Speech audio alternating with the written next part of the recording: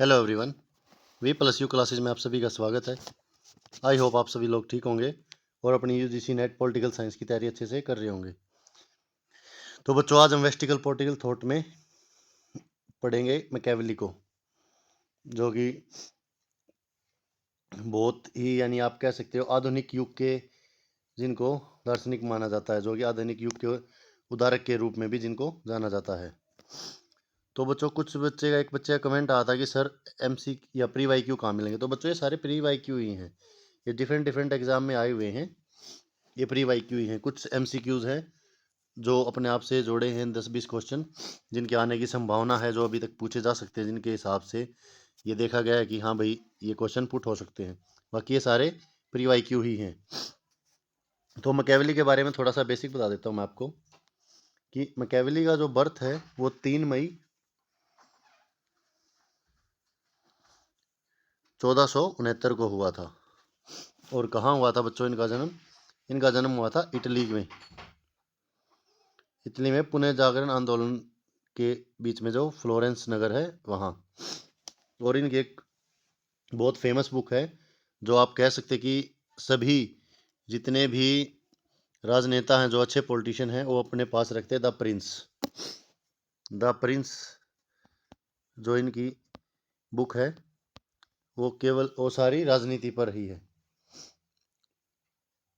और जैसे मैकियावेली ने जो है सारा मैकियावेली का जो वर्क है, मैकियावेली की प्रिंस है, उसमें इसने राज्य को नहीं राजा को शक्तिवान बनाया। यानी राजा के पास पावर एकत्रित करने के लिए इसने बोला है कि राजा के पास पावर होनी चाहिए, चाहे वो कैसे भी उसे कंट्रोल करे, यानी अर्जित करे, कैसे भी उसे हासिल करे, लेकिन राजा के पास जो है पावर होनी चाहिए।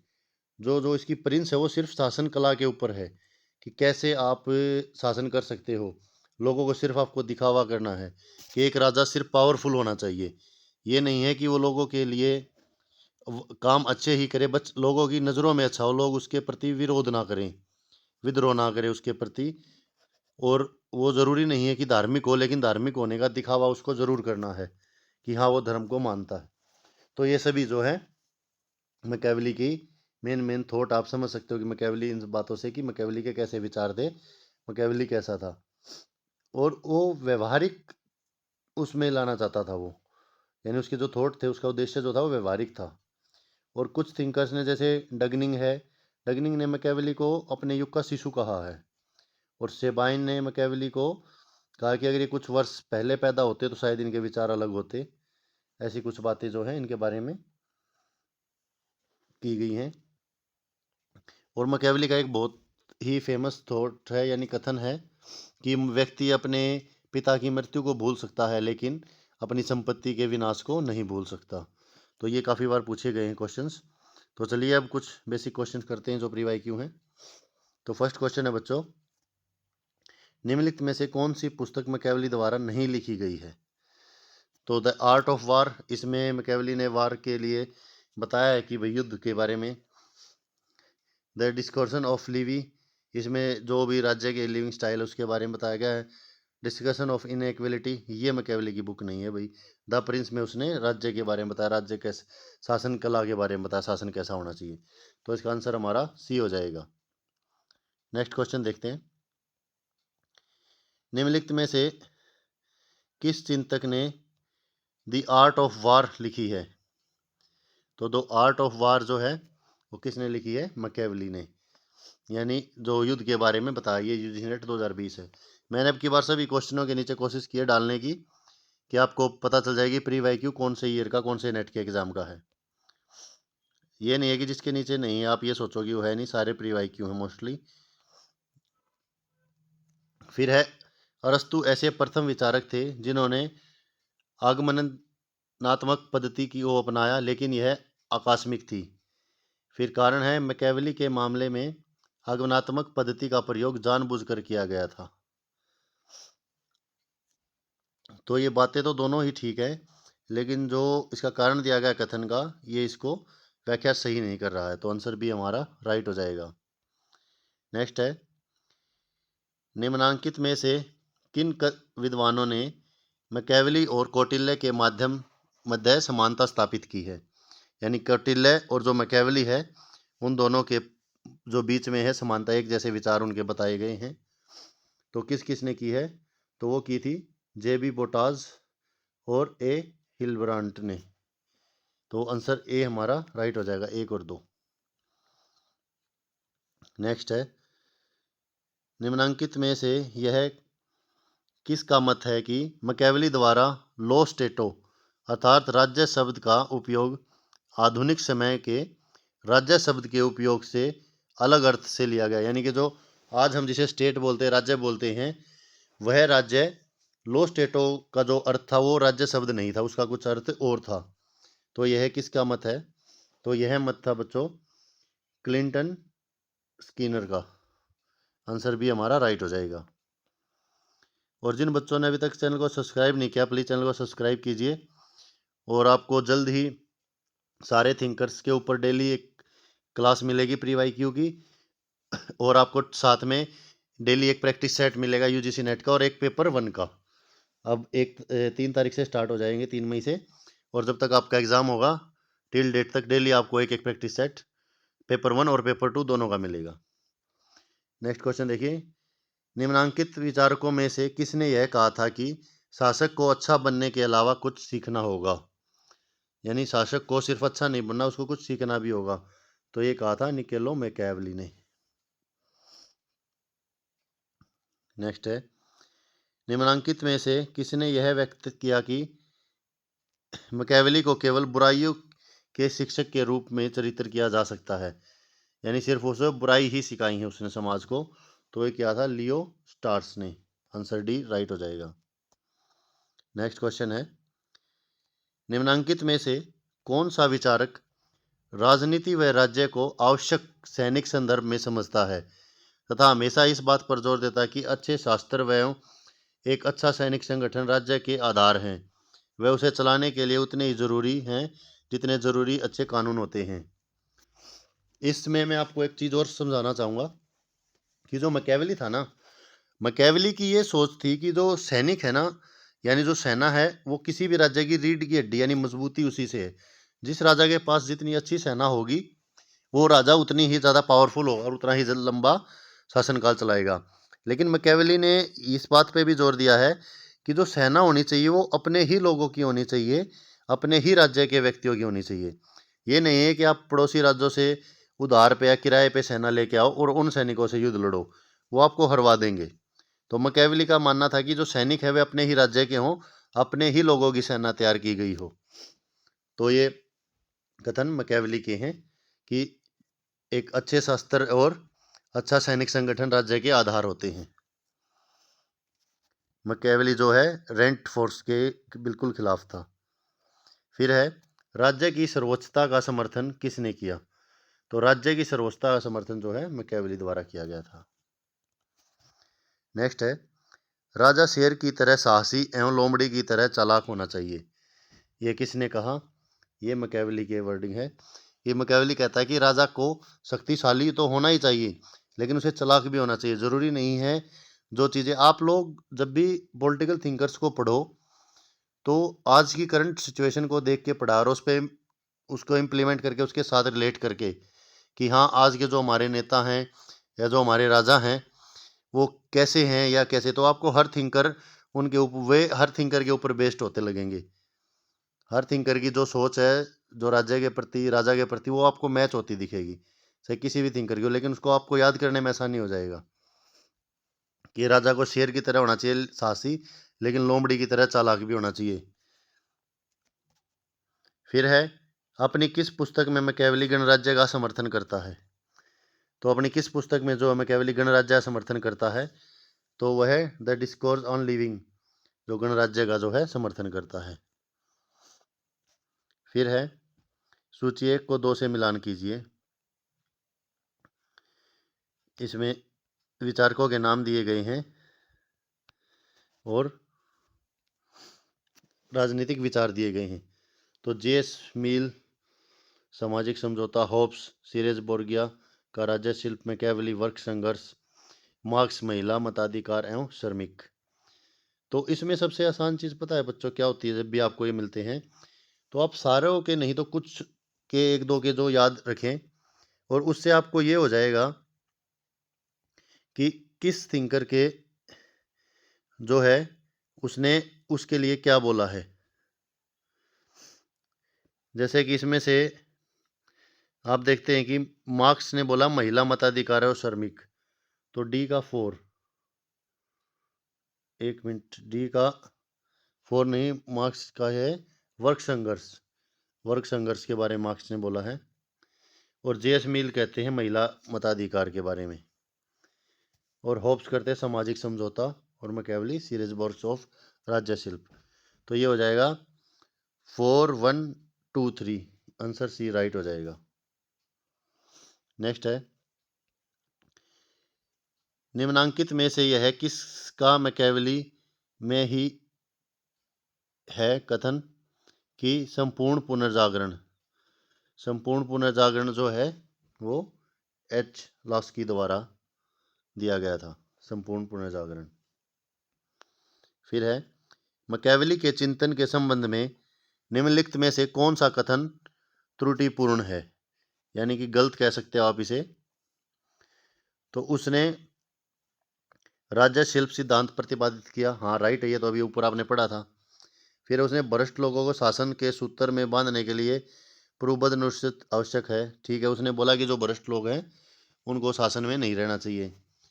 फिर है, सिद्धांत गणतंत्रीय शासन प्रणाली सर्वोत्तम नहीं है, नहीं, वो तो गणतंत्र के फेवर में है, तो आंसर सी जो हमारा राइट हो जाएगा। नेक्स्ट है, निम्नलिखित में से मैकियावेली के लिए सरकार का कौन सा रूप आदर्श है। तो मैकियावेली के लिए कौन सा रूप आदर्श है, अभी बताया मैंने आपको, गणतंत्र। फिर है, मैकियावेली के बारे में निम्नलिखित कथनों पर विचार कीजिए। तो मैकियावेली चर्च विरोधी अवश्य था पर धर्म विरोधी नहीं था। वह धर्म को सत्ता राज सत्ता के सफल संचालन का एक आवश्यक साधन मानता है। राज्य साध्य धर्म उसका साधन है, यानी वो कहता है कि जो क्रिश्चियन धर्म है वो गलत नहीं है, लेकिन चर्च गलत है, क्योंकि चर्च जो है उनको गलत राह पे भटका रही है। यानी वह राज्य को साध्य के रूप में मानता है, धर्म उसकी साधन है, धर्म राज नहीं है।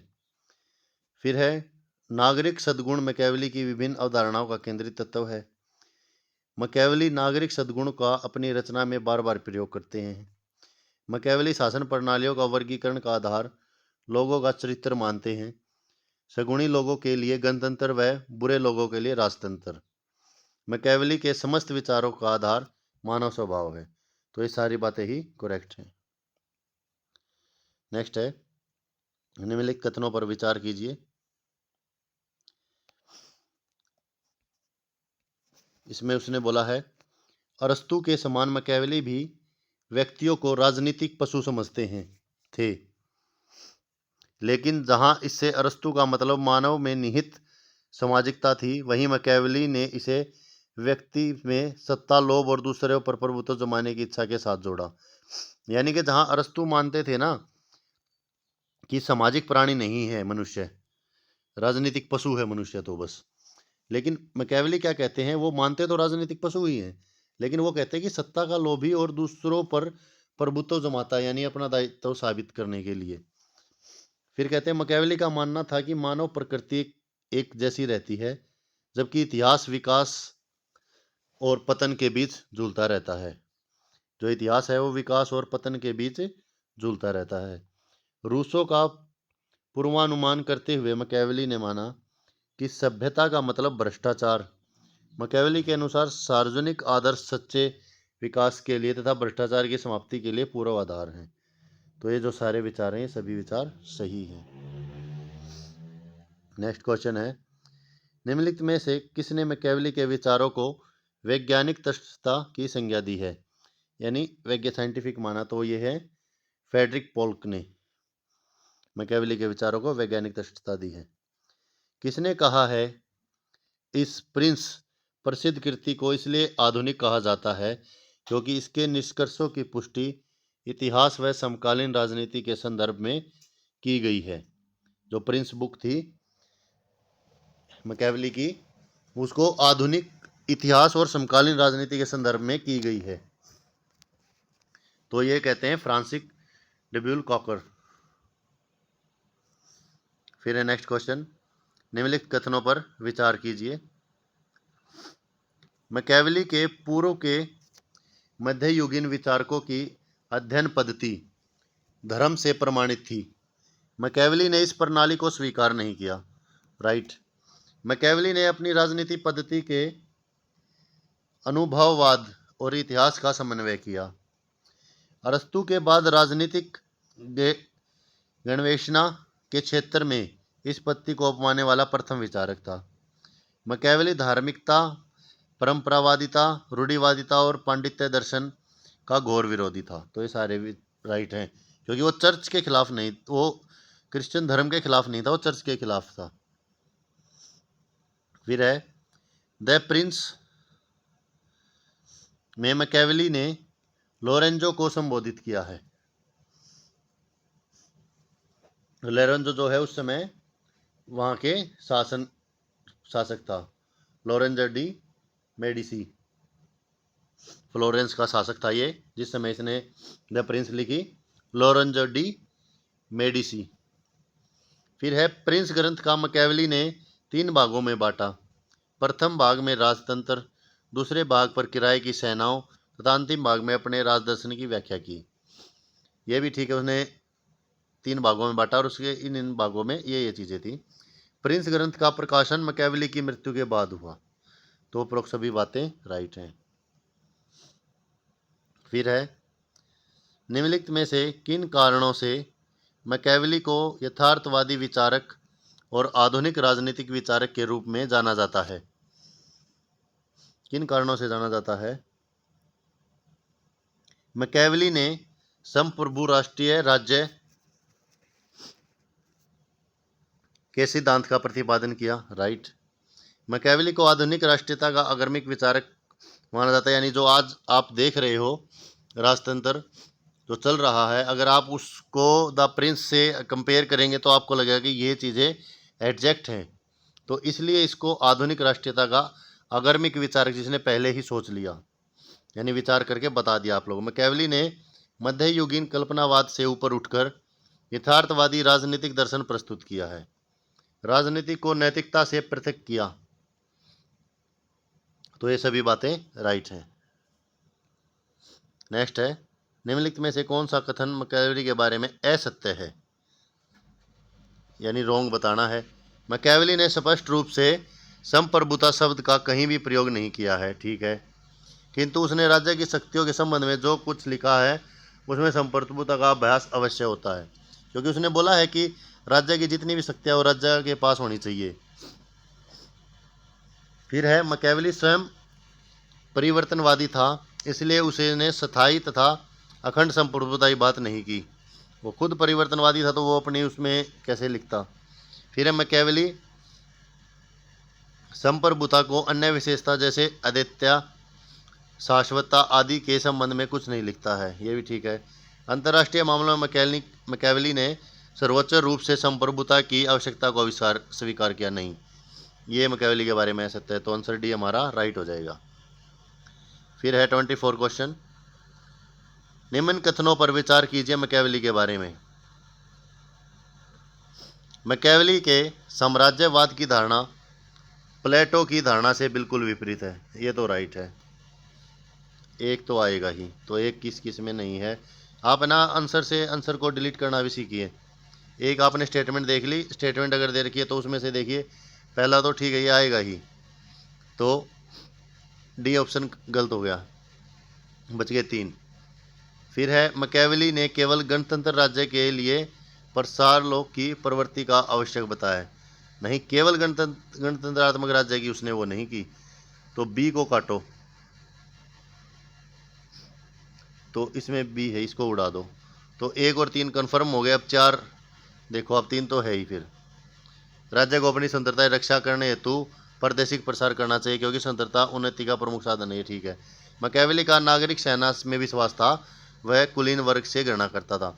गणना नहीं करता था, यानी वो मानता था कि जो कुलीन वर्ग है वो सिर्फ निचले कार्यों के लिए ही है। ठीक है, तो मैकेवली नागरिक सेना में विश्वास करता था, अपनी सेना में। तो आंसर हो जाएगा 1, 3 और 4, आंसर बी राइट। फिर है नेक्स्ट क्वेश्चन, इसमें मैकेवली के बारे में कथन है और विचारक है। तो सबसे पहला है हत्यारा मैकेवली, ये किसने बोला है? तो हत्यारा मैकेवली को बोला है विलियम शेक्सपियर ने।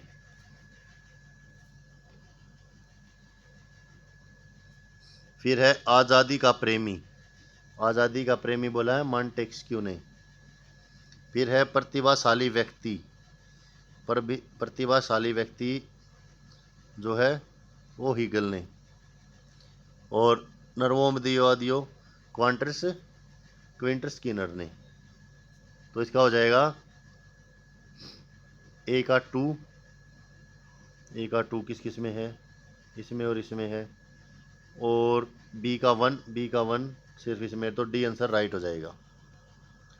नेक्स्ट है मैकेवली डिस्कोर्स में गणतंत्र का समर्थक है, किंतु द प्रिंस में इटली के लिए राजतंत्र की वकालत करता है। निम्नलिखित में से कौन से कारण हैं जिससे वह इटली में राजतंत्र का पक्षधर है? तो किन कारणों में जो इटली का पक्षधर है वो? लोगों का भ्रष्ट चरित्र, राज्य की संपत्ति की असमानता, या इटली की तत्कालीन व्यवस्था। तो वो तीनों कारणों से ही इटली का समर्थन है, आंसर ए राइट हो जाएगा। नेक्स्ट है सत्य युगम नहीं है मैकेवली के बारे में। तो पहला है हीगल, मैकेवली प्रतिवान आदमी है, ठीक है। मैकेवली यथार्थवादी राजनीति का देवदूत है। ग्रामसी द प्रिंस एक व्यक्ति व्यवस्थित नहीं बल्कि जीवित रचना है। सेवाइन तानाशाहों का उस्ताद, तो तानाशाहों का उस्ताद जो है ये युगम गलत है, मैकेवली के बारे में सेवाइन ऐसा नहीं बोलते। नेक्स्ट है निम्नलिखित में से कौन से विचारक मैकेवली के साथ जुड़े हैं? सार्वभौम अहवान्त की संकल्पना, ठीक है। नराशव की अवधारणा, षड्यंत्र की फौज, युद्ध का दर्जा, परिवर्तन का सिद्धांत। तो ये सभी जो है मैकेवली से जुड़े हैं, आंसर डी हमारा राइट हो जाएगा। नेक्स्ट है मैकेवली के संबंध में निम्नलिखित कथनों पर विचार कीजिए, सही कथन का चयन कीजिए। तो द प्रिंस व डिस्कोर्स ऑन लिवी, दोनों कृतियां मैकेवली की मृत्यु के बाद प्रकाशित हुई, ठीक है। दोनों जो है इनकी डेथ के बाद प्रकाशित हुई थी। फिर है मैकेवली के अनुसार उपयुक्त शासन प्रणाली का निर्माण करते समय वहाँ के लोगों के चरित्र को ध्यान में रखना चाहिए। जिस देश के लोग सच्चरित्र हों उसके लिए राजतंत्र उपयुक्त शासन प्रणाली नहीं, ये गलत है।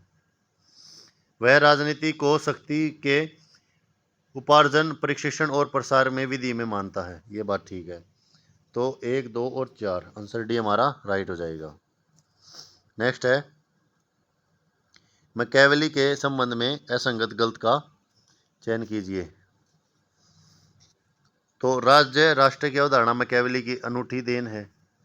राजनीति को तत्व मीमांस और धर्म मीमांस के प्रतिमानों से मुक्त किया। राजनीति को नीति शास्त्र के पृथक कर दिया। मैकेवली प्रभु सत्ता की अवधारणा का प्रथम स्पष्ट व्याख्याकार नहीं, आंसर डी राइट हो जाए, ये गलत कथन है मैकेवली के बारे में। फिर है मैकेवली के चिंतन के संबंध में सही कथनों का चयन कीजिए। मैकेवली के ऊपर ज़्यादातर क्वेश्चन आपको लेंथी मिलेंगे, ये ना सोचना कि सर ने क्या डाल दिया, ज़्यादा क्वेश्चन ऐसे ही आए हुए हैं। मैकेवली ने सर्वप्रथम घोषणा की राजनीति का सर्वोच्च लक्ष्य सार्वजनिक उपयोगिता है, ये राइट है। राजतंत्र के प्रबंध हेतु उसने लागत लाभ विश्लेषण प्रस्तुत किया। राजनीति को नीति शास्त्र से पृथक किया, ये बार बार स्टेटमेंट रिपीट हो रही है, आपको वैसे याद हो जानी चाहिए। मैकेवली का ध्येय राज्य के सिद्धांत का वर्णन करना नहीं था बल्कि शासन की कला का था, नहीं, ऐसा तो कुछ नहीं था, आंसर डी राइट हो जाएगा, ये गलत जो है एक सेकंड बच्चों, एक सेकंड। मैकियावेली का ध्येय राज्य के सिद्धांत का वर्णन करना नहीं था, बल्कि शासन की कला का निरूपण करना था। ये राइट है। तो कथन 1, 2, 3, 4 सारे राइट हैं। फिर है, किसने मैकियावेली को आधुनिक व्यवहारवाद का अग्रदूत माना है? अग्रदूत मतलब उसने पहले ही जो उस आधुनिक जो वो है राजनीतिक तंत्र, उसके विचार प्रकट कर दिए। तो किसने माना है? विलियम टी ब्लूम ने। फिर है, मैकियावेली के संबंध में चिंतन विचारों विचार करते हुए सही कथनों का वो करना है, चयन करना है। प्रिंस 26 अध्यायों में विभक्त है। पुलिस लोरेंजो द मेडिसी है बच्चों, ये मेडिसी ची नहीं, सी कर लो इसको, मेडिसी का संबोधित किया गया है, ये भी ठीक है। प्रिंस का प्रकाशन 1532 में हुआ। हाँ, इसके मृत्यु के पश्चात हुई है। इसकी मृत्यु तो हुई थी 1527 में, प्रिंस उसकी मैकियावेली की, तो उसके बाद ही इसका प्रकाशन हुआ था। प्रिंस लिखने का उद्देश्य फ्लोरेंस द मेडिसी नरेश को अपने पक्ष में करना था। ये सारे ऑप्शन, जो सारे पॉइंट है, ये सही हैं द प्रिंस के बारे में। फिर है, मैकियावेली द्वारा किए गए शासनों के वर्गीकरण से संबंध में निम्नलिखित में से कौन सा शासन का शुद्ध रूप नहीं है? तो जो प्रजातंत्र है वो शुद्ध रूप नहीं है, क्योंकि राजतंत्र, कुलीन तंत्र और गणतंत्र के उसमें फेवर में है, लेकिन प्रजातंत्र के फेवर में नहीं है। फिर है, कथन दिए रखे हैं, कथन और कारण। मैकियावेली ने धर्म और नैतिकता को राजनीति से पृथक किया। धर्म और नैतिकता को तो इसने पृथक किया, अलग किया ही है। जब राज्य की सुरक्षा संकट में हो तब उस पर नैतिकता के नियम लागू नहीं होने चाहिए। यानी इसने धर्म को क्यों अलग किया?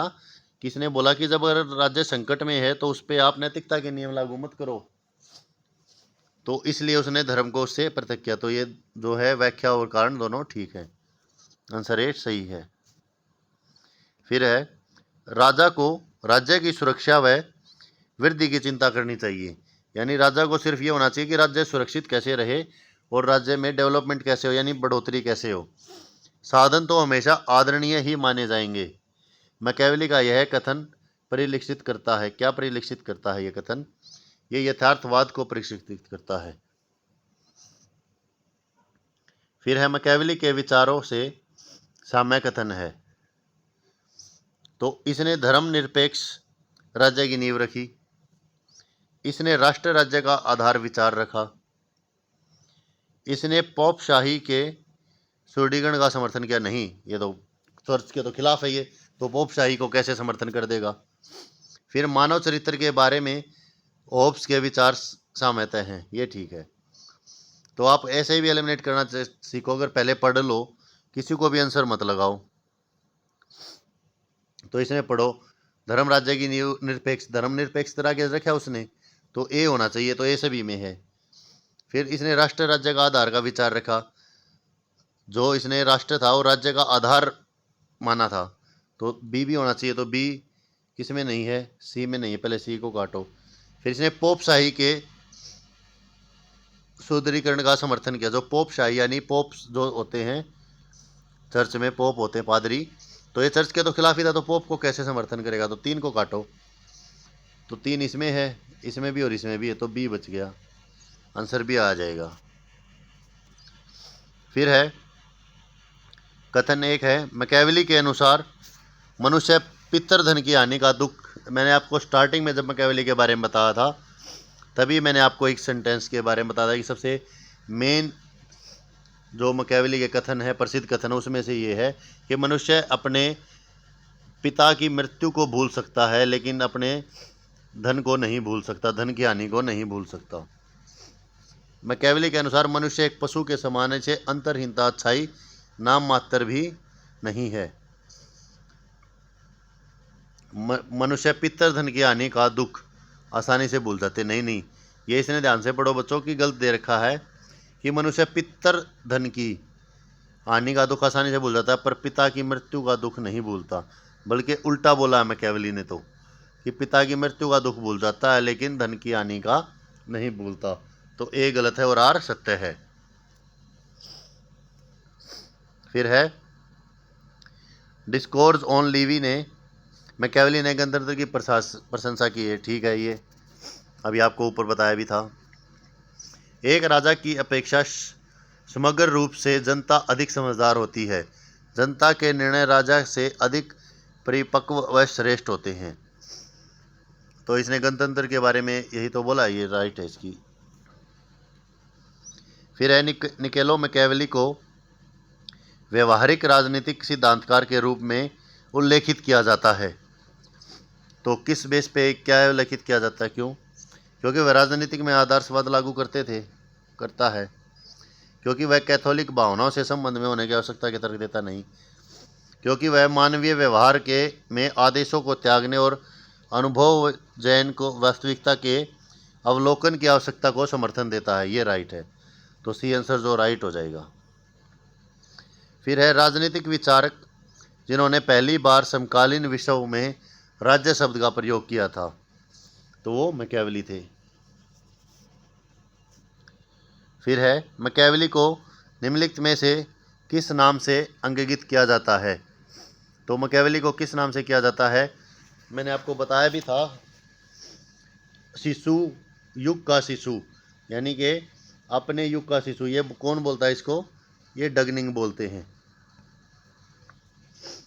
प्रथम आधुनिक राजनीतिक विचारक, जो प्रथम आधुनिक राजनीतिक विचारक जो है, ये भी मैकियावेली को बोला जाता है। फिर है पुनर्जागरण का प्रतिनिधि, तो पुनर्जागरण का प्रतिनिधि भी मैकियावेली को बोला गया है शबाइन के द्वारा, तो उपरोक्त सभी। नेक्स्ट है मैकियावेली के प्रिंस को निम्नलिखित में से किसने महान और एक वास्तविक राजनीतिक प्रतिभाशाली व्यक्ति की सच्ची धारणा की संज्ञा दी है, जिसका सर्वोच्च एवं महान उद्देश्य था? तो ये दी थी हेगल ने। आंसर सी राइट हो जाएगा। बच्चों, आप सभी से रिक्वेस्ट है कि जिसने अभी तक भी चैनल को सब्सक्राइब नहीं किया, प्लीज़ चैनल को सब्सक्राइब करें और वीडियो को लाइक शेयर ज़रूर किया कीजिए। मैकियावेली से संबंधित कथनों पर विचार कीजिए। मैकियावेली ने शक्ति राजनीति की नींव रखी। ठीक है, रखी थी। शक्ति के आधार पर उन्हें बोला था कि राजा के पास पावर होनी चाहिए। मैकियावेली का मानना था कि साध्य ही साधनों का औचित्य सिद्ध करते हैं। मैकियावेली दोहरी नैतिकता में विश्वास करता था। मानव चरित्र के संबंध में मैकियावेली एवं लॉक में समानता नहीं। तो आंसर डी हमारा राइट हो जाएगा, 1, 2 और 3। फिर है मैकियावेली से संबंधित कथनों पर विचार कीजिए। राजनीति की नैतिकता से पृथकता। ठीक है। आधुनिक व्यवहारवाद का अग्रदूत, राजनीति का सर्वोच्च लक्ष्य सार्वजनिक उपयोगिता। तो ये सभी राइट हो जाएंगे। फिर है संबंधित विचार मैकियावेली से। मैकियावेली चर्च विरोधी थे लेकिन धर्म विरोधी नहीं थे। ये राइट है। मैकियावेली का मानना था कि धर्म राज्य की खुशहाली के लिए आवश्यक है। ये भी राइट है। धर्म के प्रति मैकियावेली का रूप पूर्णतः उपयोगीवादी था। उसने बोला तो था कि धर्म को मानो, धर्म के, लेकिन जो ये मंदिर चर्च हैं इनके ऊपर उसने वो किया था कि ये चीज़ें वो नहीं है। तो आंसर डी राइट है। फिर है निम्नलिखित में से किस विचार समूह ने राज्य के सिद्धांत की बजाय राज्य के संरक्षण का सिद्धांत प्रस्तुत किया? तो राज्य के संरक्षण का सिद्धांत प्रस्तुत किया था कौटिल्य व मैकियावेली ने। फिर है किसने कहा कि प्रिंस में क्रांति संबंधी विचारों का जो उल्लेख है वह मोटे रूप से अरस्तु के क्रांति संबंधी विचारों की टिप्पणियां मात्र हैं, कि जो अरस्तु के क्रांति वाले विचार हैं उनकी सिर्फ टिप्पणियां हैं जो द प्रिंस में क्रांति विचार हैं? तो ये बोला था प्रो बार्कर ने। फिर है कार्ल मार्क्स सर्वाहार का मैकियावेली है, कॉर्चे ने ये बोला है।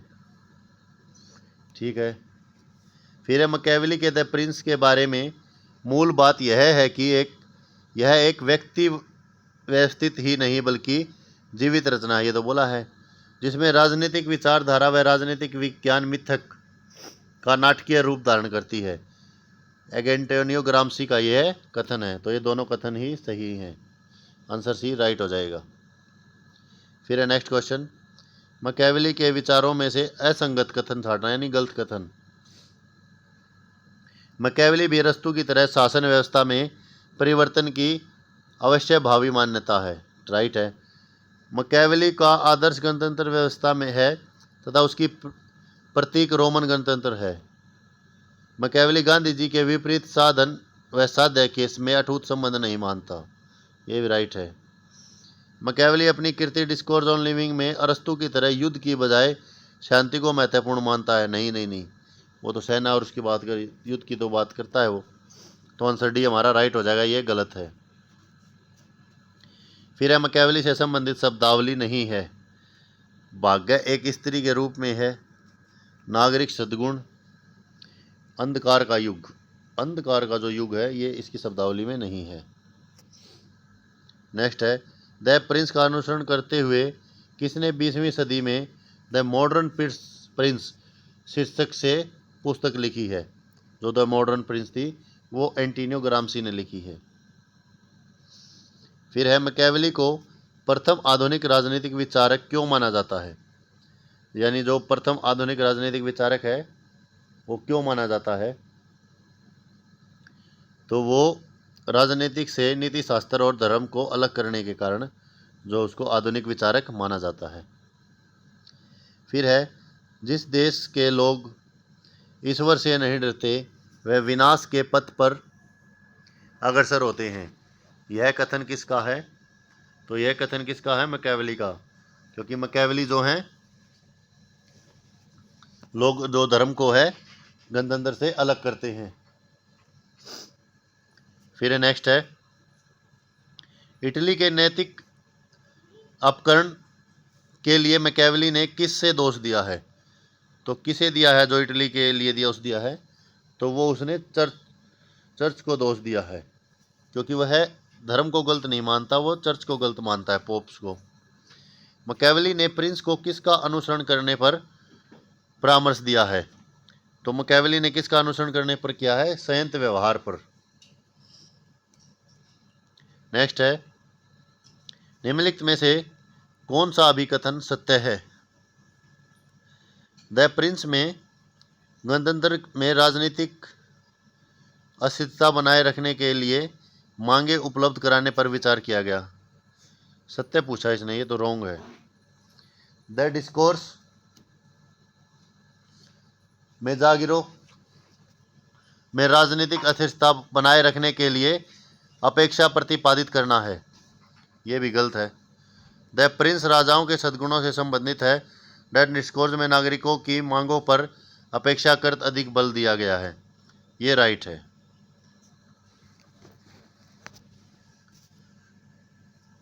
नेक्स्ट क्वेश्चन है, मैकियावेली ने होब्स के समान राजनीतिक निरंकुशता का सिद्धांत विकसित नहीं किया है।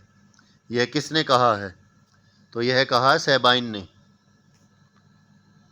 नेक्स्ट क्वेश्चन है, मैकियावेली की प्रिंस वह प्रथम महान रचना है जिसने मध्ययुगीन राजनीति चिंतन की परंपरा से नाता तोड़ दिया। यह टिप्पणी किसकी द्वारा दी गई है, तो यह डगनिंग ने दी थी। और डगनिंग ने ही इसको क्या बोला है, अपने युग का शिशु। फिर है, नीचे दिए गए कथनों में एक कारण और अभिकथन दिया गया है, तो यह देखते हैं। मैकियावेलीवाद नैतिकता के दोहरे मानदंड का समर्थन करता है, जिसमें एक तो शासक के लिए है जबकि दूसरा निजी नागरिकों के लिए है। और इसका तर्क दिया है, राज्य के निर्माता के रूप में शासक न सिर्फ कानून से परे है बल्कि नैतिकता से भी परे है। तो ये दोनों ही ठीक हैं और एक ही सही व्याख्या है। फिर है नेक्स्ट क्वेश्चन, मैकियावेली का मानना था कि राजनीति सत्ता के लिए संघर्ष है। शक्ति राजनीति के इस विचार ने निम्नलिखित में से किस विचारक को प्रभावित नहीं किया। तो किस पर को प्रभावित नहीं किया, मॉन्टेस्क्यू को। किसके अनुसार मैकियावेली की राय में राजनीतिक विज्ञान की सही विधि ऐतिहासिक थी। तो किसके विचारक में थी, जो राजनीतिक विज्ञान की सही विधि ऐतिहासिक, डनिंग ने। फिर है, मैकियावेली के अनुसार ऐसा कौन सा कारक है जो मानव व्यवहार को नियंत्रित करते हैं। तो मानव व्यवहार को जो नियंत्रित करते हैं, प्रेम, घृणा, भय, ये सभी चीज़ें ही मानव व्यवहार को नियंत्रित करती हैं। नेक्स्ट क्वेश्चन है, मैकियावेली मध्य युग व आधुनिक युग का संबंध विच्छेद करने वाला प्रथम विचारक है। यह कथन किसका है? तो यह कथन भी डनिंग का है। किसने मैकियावेली को प्रथम आधुनिक राजनीतिक वैज्ञानिक कहा है? तो यह भी डनिंग ने कहा है। तो ये देखिए कि डनिंग सबसे ज़्यादा इनके उसमें है, सबसे ज़्यादा थॉट जो है डनिंग के हैं इनके उससे मैकियावेली के बारे में। कौन अपने आदर्श राज्य को कॉमनवेल्थ नाम से पुकारते हैं? तो कॉमनवेल्थ नाम से कौन पुकारते हैं? होब्स और मैकियावेली दोनों ही। फिर है, किसने मैकियावेली को मैकियावेलीवाद से अलग करते हुए उन्हें राजनीतिक समाजशास्त्र का जन्मदाता बताया है? तो ये बताया मॉन्टेस्क्यू ने। फिर है, मैकियावेली के बारे में निम्न कथनों पर विचार कीजिए। मैकियावेली के अनुसार राज्य सभी व्यक्तियों व संस्थाओं से श्रेष्ठ है, राइट। मैकियावेली ने अपने ग्रंथ डिस्कोर्सेस ऑन लिवी में सरकारों का वर्गीकरण किया है, ठीक है। गणतंत्र के बारे में बात करता है। राजतंत्र व गणतंत्र का समर्थक मैकियावेली कुलीन तंत्र का कट्टर विरोधी था, हाँ। तो उपरोक्त सभी ठीक हो जाएंगे। बच्चों, जो हमारी टेस्ट सीरीज स्टार्ट होगी ना, टेस्ट सीरीज नहीं, प्रैक्टिस सेट सीरीज लगा लीजिए। तो उसमें मैं आपको सिर्फ क्वेश्चन रीड आउट करूँगा और उसके ऑप्शंस दूंगा और उसके कुछ 3 या 4 सेकंड दूंगा आपको आंसर देने के, और फिर आंसर को डिस्क्लोज करेंगे। उसमें आपको उसके बारे में डिटेल नहीं मिलेगी क्योंकि ज़्यादा लेंथी हो जाएगा फिर दोनों क्वेश्चंस को। डेली बस क्वेश्चंस आपको जितने प्रीवाइक्यू ज़्यादा ज़्यादा प्रैक्टिस करवाए जाएंगे। मैकियावेली के दर्शन में कॉन्डोट्रिएटरी व्यवस्था है। कॉन्डोटेरी व्यवस्था है, क्या व्यवस्था है कॉन्डोटेरी व्यवस्था में? तो ये है राजतंत्रात्मक सरकार। फिर है, मैकियावेली को आधुनिक राजनीति का जनक कहा जाता है। क्यों कहा जाता है आधुनिक राजनीति का जनक? उसने राजनीति को धर्म व नैतिकता से पृथक किया। उसने राष्ट्र राज्य की अवधारणा दी। उसने प्राकृतिक कानून सिद्धांत व दैवीय कानून सिद्धांत का खंडन कर सकारात्मक कानून की स्थापना की। यानी वो जो चर्च और उनको नहीं मानता है, वो सकारात्मक यानी प्रैक्टिकल नॉलेज को उसको मानता है। तो उपरोक्त सभी जो है ठीक है। फिर है, मैकियावेली के संबंध में सही विकल्प नहीं है, नहीं बताना है। किराए की सेना समर्थन सबसे पहला ही नहीं है, तो आंसर यही राइट लगा दो, क्योंकि उसने बोला कि सेना जो है खुद स्वयं के राज्य की होनी चाहिए। निकोल मैकियावेली ने राज्य को नैतिकता से ऊपर रखा क्योंकि उसका विश्वास था राज्य की आवश्यकताओं और मांगों को प्राथमिकता मिलनी चाहिए, क्योंकि राज्य सामाजिक संगठनों का सर्वोत्तम रूप है और मानव की सुरक्षा तथा उसके कल्याण के लिए सबसे अधिक आवश्यक संस्था है, राइट है भाई ये। यदि राज्य अपने उद्देश्य की पूर्ति के लिए केवल नैतिक संसाधनों का ही प्रयोग करे तो उससे मनुष्य की मूलतः अहंकारीवादी तथा आक्रमणकारी प्रतियों को नियंत्रण करने का संभव हो जाएगा। ये भी ठीक है। राज्य केवल एक अनैतिक संस्था थी, नहीं, ये गलत है। तो केवल 1 और 2 ही सत्य हैं। नेक्स्ट क्वेश्चन है, सूची 1 का 2 से मिलान करना है। ये आप रहने दीजिए, इसको स्किप कीजिए, ये थोड़ा टाइपिंग एरर है इसमें। फिर है 74 क्वेश्चन, मैकियावेली के प्रमुख तत्वों में शामिल है। तो क्या क्या शामिल है? राजनीति शासन प्रणाली का वर्गीकरण, ये शामिल है। परंपरागत दार्शनिकों का विचारों की आलोचना, नहीं, ये शामिल नहीं है। स्वतंत्रता की आलोचना, नहीं, स्वतंत्रता इस। गणतंत्र के बारे में विचार, ये है। शक्ति का विश्लेषण करना, ये भी है। तो 1, 4 और 5 आंसर बी जो है राइट हो जाएगा। अब चलते हैं नेक्स्ट। नामांकित में से किस लेखक ने यह कहा है कि मैकियावेली हिंसा की स्थायी मितव्ययता के में विश्वास करता है? ये 2024 के क्वेश्चन है बच्चों, ये पिछला भी 2024 का सेकंड शिफ्ट का क्वेश्चन है। तो ये किसने कहा है मैकियावेली हिंसा की स्थायी मितव्ययता में विश्वास रखता है? तो ये बोला है सेल्डन वालिन ने। मैकियावेली ने महान लोगों के जीवन को पढ़ने तथा अनुकरण करने और उन्हें वर्तमान को समझने के लिए दिग्दर्शन के रूप में प्रस्तुत करने पर बल दिया है। ठीक है भाई, ये तो सत्य है। फिर मैकियावेली विश्वास करता है कि इतिहास में परिवर्तन रेखीय होते हैं। नहीं, इतिहास के उसके परिवर्तन रेखीय के बारे में उसने कुछ नहीं। तो ए सत्य है, आर गलत है, कारण गलत है भैया। निम्नलिखित में से किन्होंने धर्म को राज्य का उपकरण माना है? धर्म को जो है राज्य का उपकरण माना है। तो कौटिल्य ने, तो कौटिल्य ने माना, तो मैकियावेली को भी मानना होगा, क्योंकि कौटिल्य और मैकियावेली के सेम विचार हैं। तो 1 और 3 और जियाब्रेनी ने, तो 1, 2 और 3 आंसर सी हमारा राइट हो जाएगा। नेक्स्ट क्वेश्चन है, मैकियावेली को निम्नलिखित में से किस कथन के लिए गलत श्रेय दिया जाता है? कौन से कथन के लिए जो मैकियावेली को गलत श्रेय दिया जाता है? एक राजकुमार को साधनों की नैतिकता के बारे में चिंता करनी चाहिए, ये तो ठीक श्रेय है। कानून बनाने की प्रक्रिया के लिए राज्य को नैतिकता की आवश्यकता नहीं है, वो तो नैतिकता को मना करता है कानून के लिए। राज्य के 2 कोड हैं, एक शासित के लिए और एक शासकों के लिए। राजकुमार भूमि के कानून से ऊपर है, नहीं। फिर है, मैकियावेली के अनुसार शासक अपनी इच्छा कब थोप सकता है? तो शासक अपनी इच्छा कब थोप सकता है भाई? वह विरोधियों को खत्म कर देता है। शासित के बीच मियक की शक्ति स्थापित हो जाती है। आंसर बी राइट हो जाएगा। फिर है, सूची 1 का सूची 2 से मिलान करना है। शांति के बारे में कौन बोलता है? तो इनमें से आप वैसे ही देख के बता सकते हो कि शांति के बारे में कौन बोलेगा। गांधी जी बोलेंगे।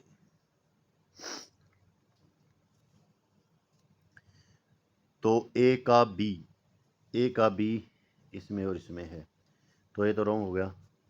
फिर है सवर्णीय संतुलन, सवर्णीय संतुलन करते हैं अरस्तु। गुफा का दृश्य सादृश्य, गुफा का तो सादृश्य तो प्लेटो से था, जो सीधा सीधा दिखता है, तो ये भी आंसर हमारा राइट हो जाए। भाग्य की मैकियावेली स्त्री की भांति, भाग्य जो है स्त्री की भांति होता है, ये मैकियावेली कहते हैं। फिर है, मैकियावेली की सबसे प्रसिद्ध पुस्तक कौन सी है? तो मैकियावेली की सबसे प्रसिद्ध पुस्तक जो है द प्रिंस है। फिर है, मैकियावेली के अनुसार राजनेता के लिए सबसे महत्वपूर्ण गुण क्या है? राजनेता के सबसे महत्वपूर्ण गुण जो है वो बुद्धिमत्ता है। नहीं, शक्ति को मानता है ये, राजनेता को सबसे अधिक जो है शक्ति भी मानता है। फिर है, मैकियावेली के दर्शन में वर्चुअ की अवधारणा क्या है? तो वर्चु की अवधारणा क्या है? राजनीतिक शक्ति। फिर है, मैकियावेली के अनुसार राजनेता को कैसे कार्य करने चाहिए? तो राजनेता को जो है कैसे कार्य करने चाहिए? नैतिकता के अनुसार नहीं, नैतिकता से मना करता है। शक्ति के अनुसार, शक्ति के अनुसार भी करने चाहिए। परिस्थितियों के अनुसार, परिस्थिति के अनुसार राज्य जो राजनेता को जो है कार्य करने चाहिए। फिर है, मैकियावेली के दर्शन का मुख्य केंद्र क्या है? तो मैकियावेली के दर्शन में मुख्य केंद्र क्या था बच्चों? राजनीति। फिर है, मैकियावेली की पुस्तक द प्रिंस का मुख्य विषय क्या था? तो मुख्य विषय प्रिंस का क्या था? राजनीति था, क्योंकि शासन की कला जो है द प्रिंस में सिखाता है वो। मैकियावेली के अनुसार एक सफल राजनेता के लिए क्या आवश्यक है? तो नैतिकता, शिक्षा, बुद्धिमत्ता, ये सभी आवश्यक है। नेक्स्ट है, मैकियावेली के दर्शन में फोर्टूना की अवधारणा क्या है? तो फोर्टूना की अवधारणा क्या है? भाग्य। फिर है, मैकियावेली के अनुसार राजनेता को अपने लक्ष्यों को प्राप्त करने के लिए क्या करना चाहिए? तो नैतिकता के तरीकों का उपयोग करना चाहिए, शक्ति का नहीं, परिस्थितियों के अनुसार कार्य करना चाहिए।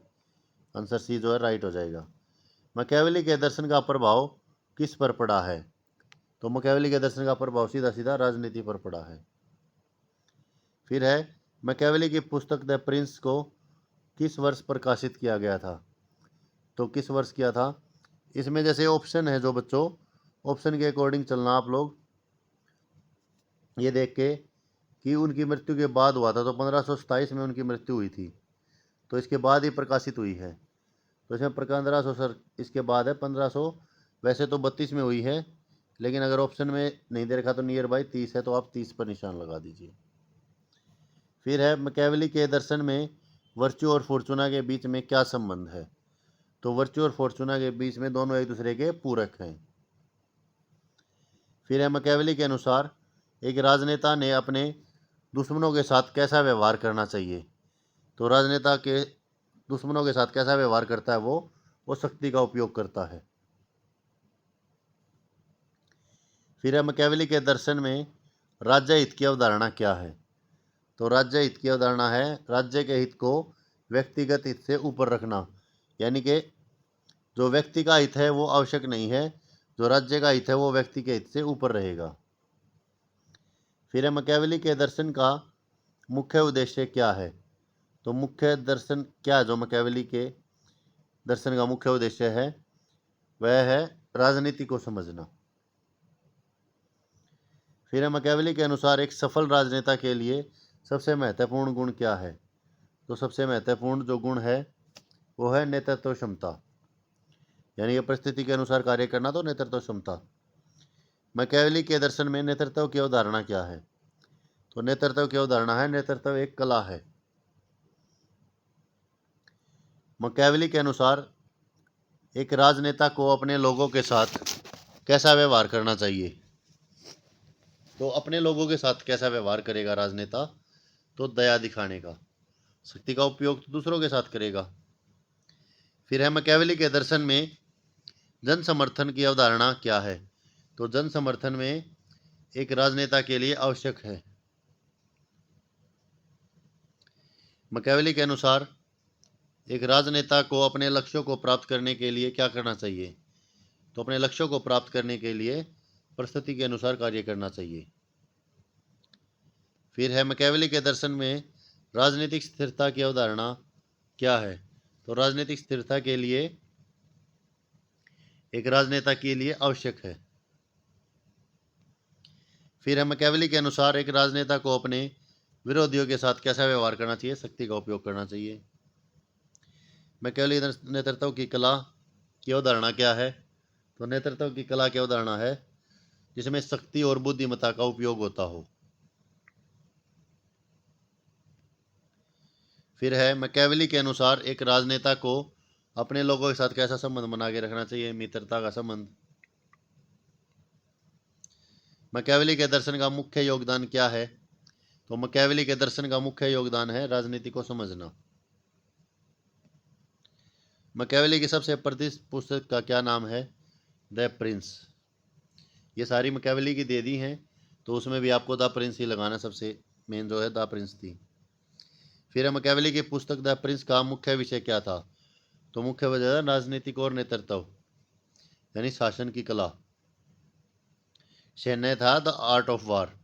द डिस्कोर्स ऑफ लिविंग में क्या बात करता है मैकियावेली, तो उसमें वो गणतंत्र की बात करता है, यानी कि प्राचीन रोम गणराज्य और इतिहास की राजनीति की, गणराज्य की गणतंत्रता की बात करता है। द आर्ट ऑफ वार में जो है वो क्या करता है, वो सैन्य रणनीति की बात करता है। मैकियावेली की पुस्तक किस क्षेत्र में सबसे ज़्यादा प्रभावशाली है। तो राजनीतिक और नेतृत्व में सबसे ज़्यादा प्रभावशाली है, सैन्य रणनीति में, अर्थशास्त्र में, तो इन सभी में। फिर है मैकियावेली की पुस्तक द प्रिंस को किस वर्ष प्रकाशित किया गया। ये क्वेश्चन फिर से रिपीट है, 1530 है, वैसे 1532 है इसका आंसर। फिर है मैकियावेली की पुस्तक द डिस्कोर्स ऑन लिविंग में किस विषय पर चर्चा की गई है।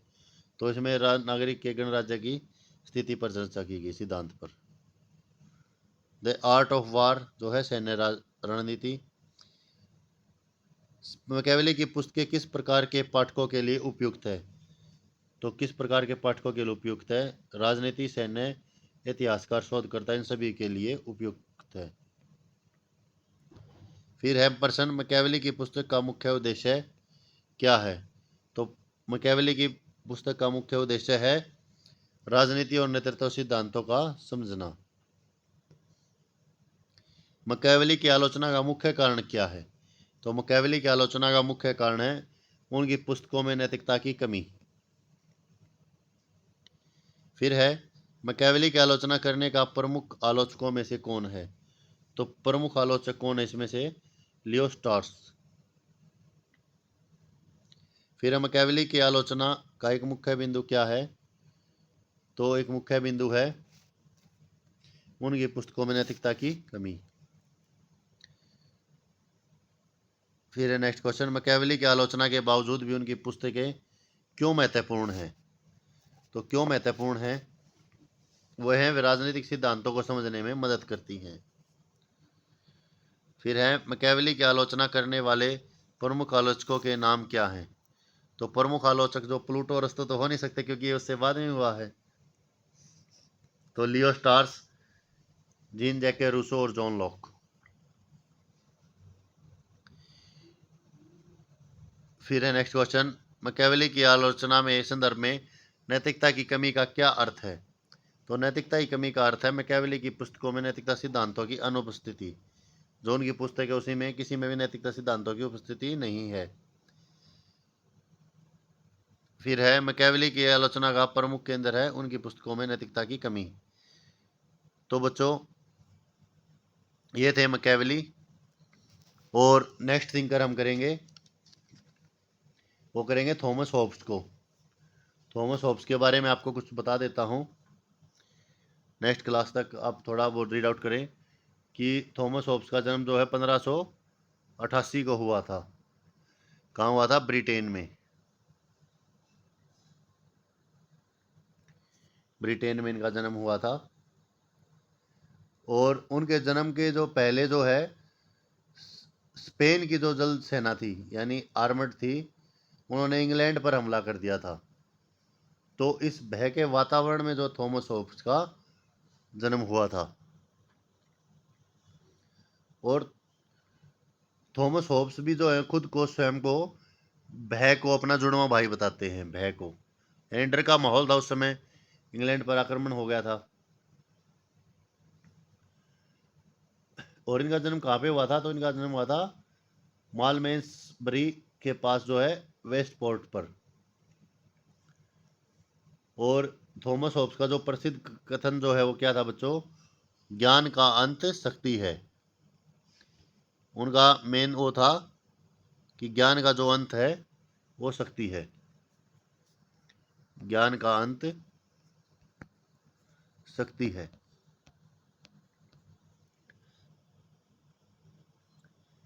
और उन्होंने डी कॉर्पोर नामक रचना में कहा है। ये कौन सी रचना में कहा है?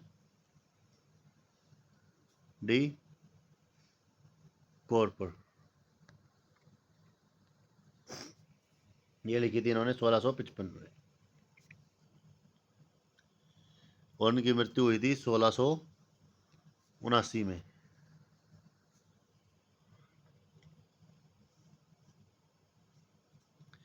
और थॉमस होब्स के स्टेट को लेके क्या विचार थे कि समाज को कृत्रिम राज्य की यानी आर्टिफिशियल माना है इन्होंने। और समाज जो है वो व्यक्तियों का समूह है तथा समाज में जो सभी व्यक्ति हैं वो एक एटम की तरह हैं, अणु की बाती हैं। अणु की बाती इन्होंने उसको माना है। और थॉमस होब्स का जो एक ग्रंथ है लेवियाथन, जो प्रमुख ग्रंथ है इनका, जो कि इंग्लिश लिटरेचर में आप सबसे श्रेष्ठ ग्रंथ है। और थॉमस होब्स ने जो है ऑक्सफोर्ड विश्वविद्यालय में जो एक फेमस है स्टोकलिस्टिक पद्धति का जोरदार खंडन किया था। तो इतना थॉमस होब्स के बारे में ज़्यादा डिटेल हम नेक्स्ट क्लास में करेंगे। और आप सभी से रिक्वेस्ट है कि प्लीज़ चैनल को सब्सक्राइब कीजिए ज़्यादा से ज़्यादा और वीडियो को लाइक शेयर कीजिए और अपनी प्रैक्टिस जारी रखिए। 1 महीना रह गया आपके एग्ज़ाम को। आप थ्योरी ना पढ़ करके आप सभी लोग जितने प्री वाईक्यूज़ है या एमसीक्यू सीरीज़ है उसको करें डेली। और आपको पर्सनली भी अगर कोई प्री वाईक्यू चाहिए, पीडीएफ चाहिए, तो आप मेरे को कमेंट में बता सकते हैं या अपना नंबर व्हाट्सएप कर सकते हैं, तो मैं आपको पीडीएफ प्रोवाइड करवा दूंगा। और वो फ्री ऑफ कॉस्ट है, किसी चीज़ का भी कोई चार्ज नहीं है। बस ये है कि आप लोग प्रैक्टिस करें और ज़्यादा से ज़्यादा नेट जेआरएफ क्वालिफाई करें। थैंक यू बच्चों।